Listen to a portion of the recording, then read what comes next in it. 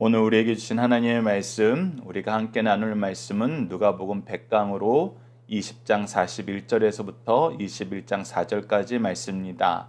누가복음 20장 41절에서 21장 4절까지의 말씀 제가 봉독해 드리도록 하겠습니다. 예수께서 그들에게 이르시되 사람들이 어찌하여 그리스도를 다윗의 자손이라 하느냐. 시편에 다윗이 친히 말하였으되 주께서 내 주께 이르시되 내가 내 원수를 내 발등상으로 삼을 때까지 내 우편에 앉으리라 하셨도다 하였느니라. 그런즉 다윗이 그리스도를 주라 칭하였으니 어찌 그의 자손이 되겠느냐 하시니라.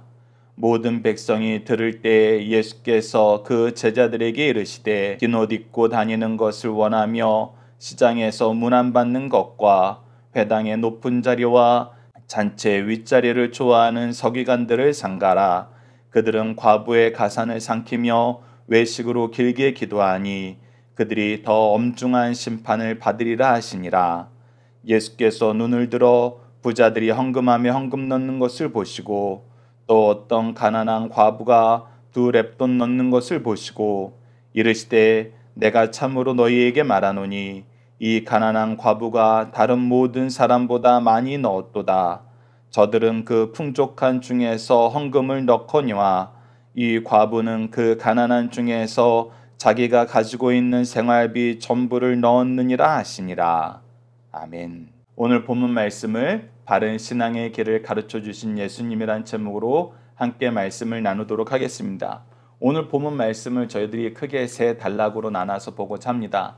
첫 번째는 41절에서 44절로 예수님은 시편을 통해서 메시아가 어떤 분이심을 가르쳐 주시나요? 키워드는 다윗, 후손, 주, 선지하심, 신성입니다. 자, 한 절씩 한 절씩 말씀을 살펴보도록 하겠습니다. 41절입니다. 예수께서 그들에게 이르시되 사람들이 어찌하여 그리스도를 다윗의 자손이라 하느냐. 자, 왜 예수님을 그리스도를 다윗의 자손이라고 합니까? 바로 이 하나님께서 언약을 통해서 다윗의 씨를 통해서 이 땅에 오실 것을 미리 말씀하셨기 때문이죠. 이 내용을 우리가 구약에서 확인할 수 있습니다. 여러분들 함께 묵상할 말씀 이사야서 11장 1절을 보십시오. 이새의 줄기에서 한 싹이 나며 그 뿌리에서 한 가지가 나서 결실할 것이요. 이새는 다윗의 아버지입니다. 다윗의 아버지를 통해서, 즉 다윗의 가문을 통해서 메시아가 그 가문을 통해서 태어날 것이다. 이어서 예레미야 33장 15절에서 16절을 보시오.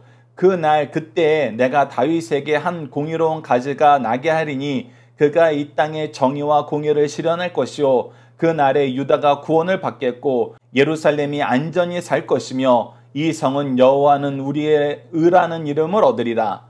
즉 예수 그리스도께서 메시아께서 다윗의 후손으로 태어나서 공의와 정의를 실행할 것이고 유다는 구원을 받고 예루살렘이 이제 안전한 곳, 평안한 곳, 구원의 상징이 될 것이고 이 예루살렘은 하나님의 완전한 통치가 이루어지는 성으로서 불림을 밟게 될 것이라고 이미 성경 말씀을 통해서 얘기해 주었습니다. 그렇기 때문에 우리가 그리스도께서 다윗의 자손으로 태어나는 것은 당연해요. 우리가 믿을 수 있는 내용입니다. 성경에 기록되어 있기 때문이죠. 그런데 예수님께서는 너희들이 단면만 보면 안 된다는 것입니다. 단면만 보고 그것을 가지고 너희들이 원하는 해석으로 이끄는데 너희들이 하나님이 주신 말씀을 온전히 보라는 것입니다. 또 다른 말씀에서는 뭐라고 기록되어 있습니까? 42절을 보시죠. 시편에 다윗이 친히 말하였으되 주께서 내 주께 이르시되. 자, 다윗이 앞으로 오실 메시아에 대해서 뭐라고 칭하는지 봐라. 바로 주라고 칭하지 않느냐. 주라는 것은 무슨 뜻이에요? 나보다 높으신 분이란 뜻입니다. 나보다 선지하신 분이란 뜻이에요.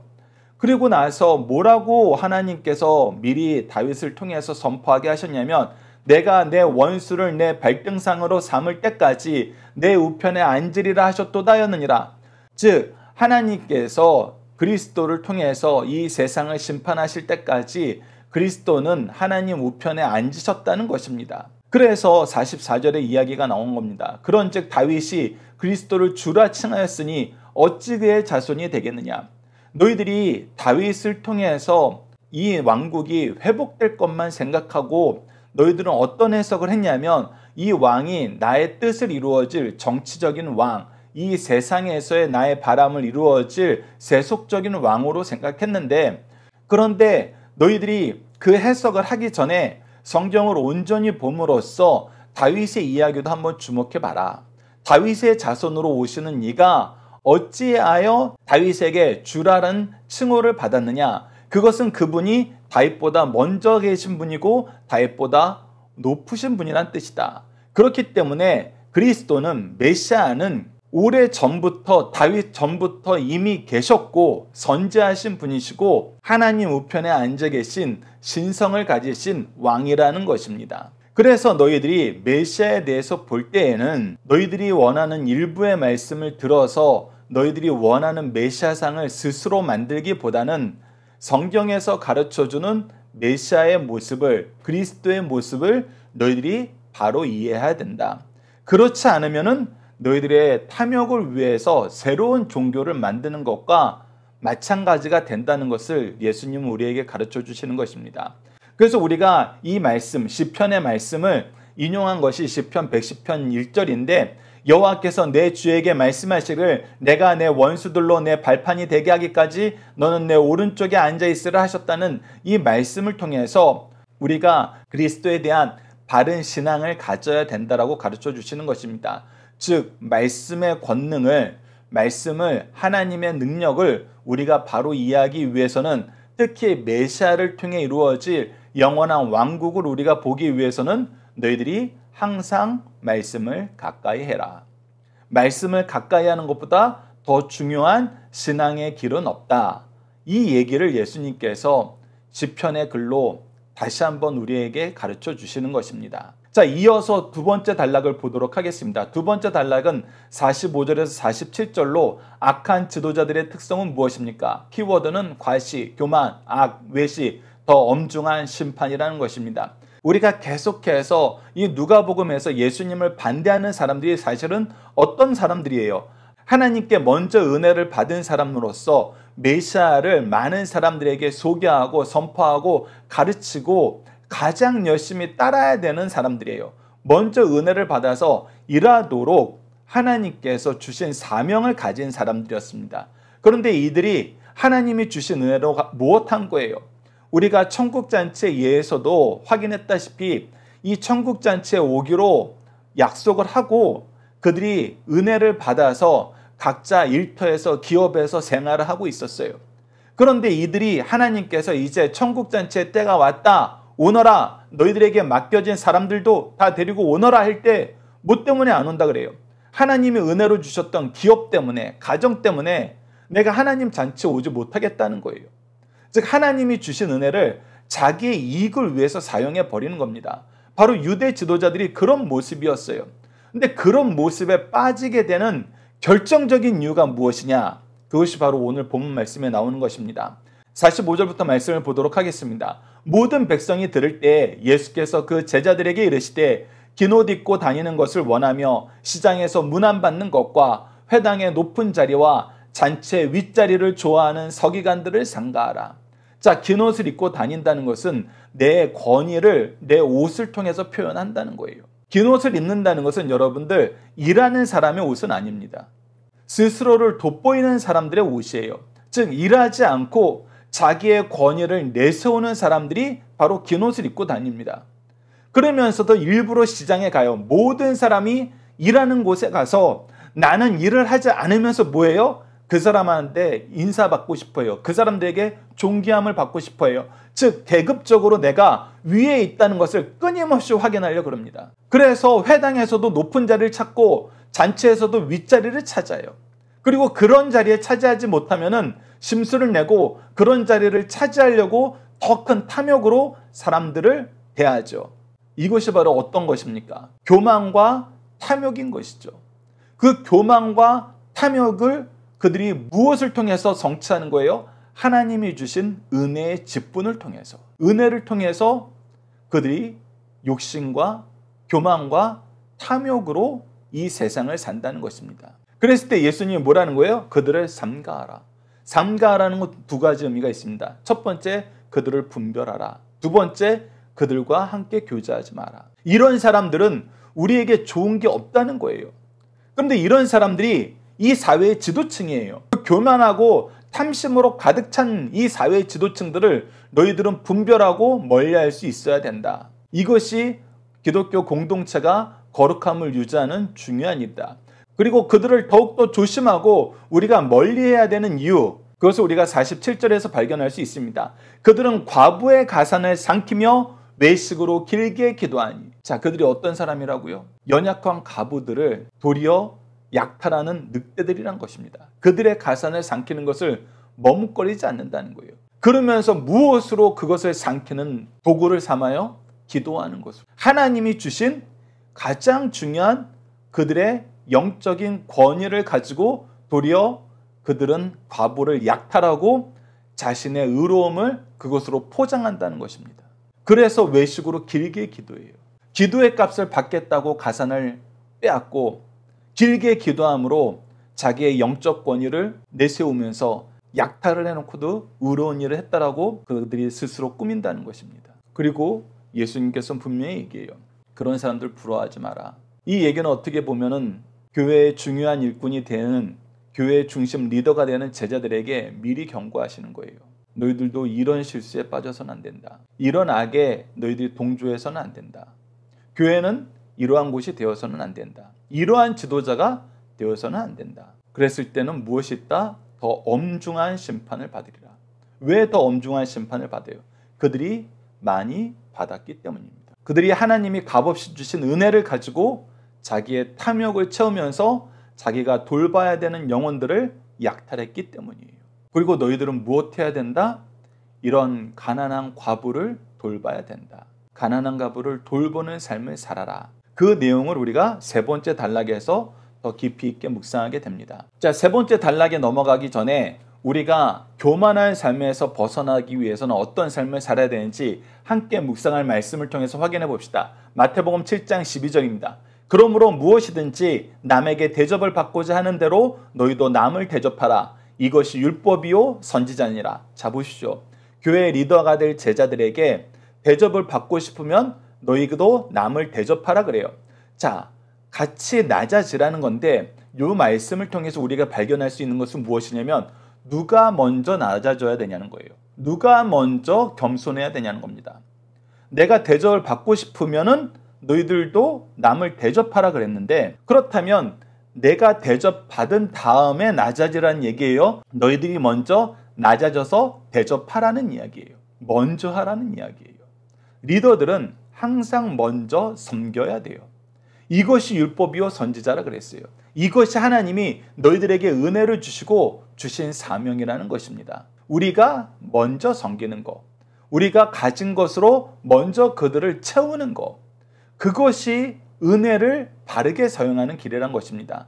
계속해서 마가복음 9장 35절 보시죠. 예수께서 앉으사 12 제자들을 불러 이르시되 누구든지 첫째가 되고자 하면 물사람이 끝이 되며 물사람을 섬기는 자가 되어야 하리라 하시고, 네, 그래서 하나님이 세우신 리더들은 첫 번째 덕목이 무엇이냐면 겸손이에요. 그리고 그 겸손을 섬김으로 실천하는 것입니다. 계속해서 예수님께서 말씀하십니다. 요한복음 13장 14절에서 17절을 보시죠. 내가 주와 또는 선생이 되어 너희 발을 씻었으니 너희도 서로 발을 씻어주는 것이 옳으니라. 내가 너희에게 행한 것 같이 너희도 행하게 하려 본을 보였노니 내가 진실로 진실로 너희에게 이르노니 종이 주인보다 크지 못하고 보냄을 받은 자가 보낸 자보다 크지 못하나니 너희가 이것을 알고 행하면 복이 있느니라.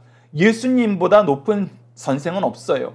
예수님보다 더 높은 권위를 가지신 분이 없어요. 그런데 이 예수님이 섬기는 본을 보였으니 너희들도 섬기는 본을 보이는 것이 가장 중요한 덕목이라는 것입니다. 교만하려 하지 말고 너희들의 탐욕을 채우려 하지 말고 낮아져서 섬겨라. 그것이 교회의 리더의 모습이다. 나의 제자의 모습이다. 나의 일꾼들의 모습이다. 나의 백성들의 모습이다라는 거예요. 그래서 우리의 눈은 항상 연약한 사람, 우리가 먼저 섬겨야 될 대상들을 찾게 되고 그들을 섬기는 일로 시작하게 된다는 것입니다. 잠언 15장 3절을 보시죠. 여호와의 눈이 어디서든지 악인과 선인을 감찰하시느니라. 하나님께서는 이것을 반드시 정산하십니다. 계속해서 우리가 잊지 말라고 예수님이 선언해 주시는 거 하나님이 정산하신다. 하나님의 정산을 너희들이 두려워할 줄 알아야 된다. 그러니 너희들이 받은 은혜는 너희들이 그것으로 탐욕을 채우려 하지 말고 그것으로 너희들을 의롭다고 포장하지 말고 섬겨라. 잘 나눠줘라. 이 말씀 잘 기억해 주시기 바랍니다. 자, 마지막 세 번째 단락은 21장 1절에서 4절 말씀입니다. 하나님을 향한 섬김의 크기는 무엇과 비례하나요? 키워드는 부자의, 과부의, 헌금, 일부, 전부입니다. 우리가 봐야 되는 것은 이제 교회 리더들이 봐야 되는 것은 연약한 사람들을 보라는 것입니다. 연약한 가운데에서도 하나님께 나오기를 힘쓰는 자들이 누구인지 보라는 거예요. 그리고 그들을 더욱 존귀 여겨주라는 것입니다. 할만해서 하는 거, 내가 받은 은혜 안에서 일부는 하나님을 위해서 쓰고 일부는 나를 위해서 써야지. 그러면서 하나님이 주신 시간과 재능과 물질을 가지고 내가 적당히 섬기면서 내가 원하는 삶을 사는 거, 사실 이런 사람이 하나님 앞에 충성한 사람 아니에요. 내가 할 수 없는 환경 속에서도 최선을 다하여서 하나님의 뜻을 이루려고 하는 거. 특히 여러분들 고대 사회에서는, 초기 교회에서는 헌금의 대부분을 뭐에 썼습니까? 바로 가난하고 연약한 자를 돌보는 데 썼어요. 거의 대부분이 거기에 썼습니다. 그런데 오늘 본문 말씀을 보면은 이 과부의 모습이 그래서 훨씬 더 아름답다는 거예요. 자, 1절 말씀을 보시죠. 예수께서 눈을 들어 부자들이 헌금함에 헌금 넣는 것을 보시고 또 어떤 가난한 과부가 2렙돈 넣는 것을 보시고, 즉 이 두 그룹이 모두 자기보다 연약한 사람을 도우라고 헌신하는 마음으로, 섬기는 마음으로 헌금을 한 거예요. 그런데 대부분의 사람들은 누가 더 많이 넣었나 이 양을 가지고 섬김의 양을 측정해요. 즉 물질의 양이 섬김의 양이 돼버리는 거예요. 헌신의 양이 돼버리는 거예요. 그런데 교회 리더는 절대 그런 시각으로 사람을 봐서는 안 된다는 겁니다. 자, 3절 말씀 보시죠. 이르시되 내가 참으로 너희에게 말하니 이 가난한 과부가 다른 모든 사람보다 많이 넣었도다. 저들은 그 풍족한 중에서 헌금을 넣었거니와 이 과부는 그 가난한 중에서 자기가 가지고 있는 생활비 전부를 넣었느니라. 자기도 가난한데, 자기도 은혜가 아니면 살 수 없는 상태인데 하나님의 은혜를 베푸는데 훨씬 더 열심이었고 훨씬 더 헌신적이었다는 거예요. 그래서 교회 리더는 항상 이 부분을 구분할 줄 알아야 된다는 것입니다. 헌금의 양이 헌신의 양이 될 수가 없어요. 내가 투자한 시간이 헌신의 양이 될 수가 없어요. 각자가 처해진 상황을 볼 줄 알아야 된다는 것입니다. 그러면서 동시에 우리는 항상 이 과부도 그러했던 것처럼 우리보다 연약한 사람들을 돌보는데 최선을 다해야 된다는 것입니다. 특히 이러한 과부가 많은 교회는 정말 소중한 교회예요. 그들이 얼마나 힘든 과정에 이 연약한 사람들을 위해서 헌신을 한 거예요. 그러니 우리는 연약한 자를 돌보는 거, 그리고 우리가 세속적인 이 헌금의 양으로, 물질의 양으로, 시간의 양으로, 재능의 양으로 헌신의 크기를 함부로 재단하지 말고 도리어 영적인 눈을 열어서 그들이 연약한 가운데에서도 얼마나 큰 헌신을 이끌고 있는지 그들을 보면서 우리에게 주신 것을 더욱더 잘 쓰고 우리들은 항상 그 연약한 사람들에게 주목하여서 그들을 섬길 줄 알아야 된다. 그것이 바로 교회라는 것입니다. 자, 함께 묵상할 말씀을 통해서 이 내용도 좀 더 보도록 하겠습니다. 야고보서 2장 1절에서 5절 말씀을 보시죠. 내 형제들아, 영광의 주 곧 우리 주 예수 그리스도에 대한 믿음을 너희가 가졌으니 사람을 차별하여 대하지 말라. 사람을 차별해서 대하면 안 돼요. 우리가 있는 사람이라고 차별하는 역차별도 있을 수 있어요. 이 차별도 안 되지만 더욱더 조심해야 되는 것은 연약한 사람들을 차별하는 일이 있어서는 안 돼요. 그런데 교회에서 어떤 일이 있었다는 거예요. 야고보서 2장 말씀 계속 보십시다.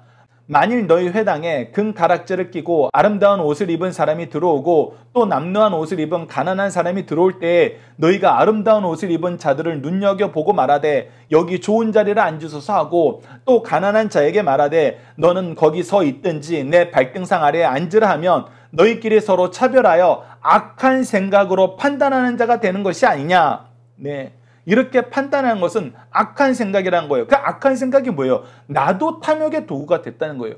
나에게 더 줄 수 있는 사람에게 내가 더 많은 섬김을 주고 나에게 줄 수 있는 것이 적은 사람은 내가 무시한다는 거예요. 계속해서 강조합니다. 외식하는 자들은 탐욕에 빠진 자들이에요. 그런데 이 탐욕하는 자들과 짝하여서 내가 탐욕하는 모습으로 그들을 대한다면 교회는 사랑의 공동체가 될 수 없어요. 탐욕의 공동체가 돼버리는 것입니다. 그래서 어떻게 해야 된다는 거예요? 내 사랑하는 형제들아 들을지어다.